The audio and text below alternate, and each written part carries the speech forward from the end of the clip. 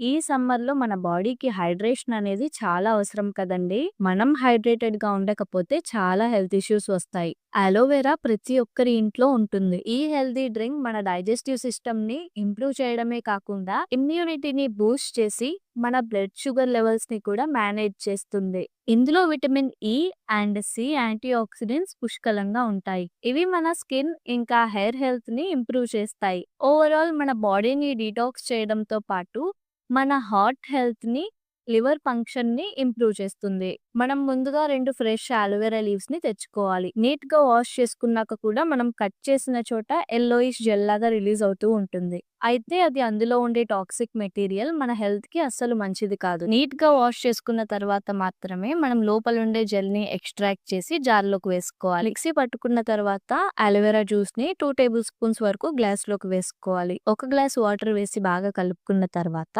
Empty స్టమక్‌తో తాగాలి.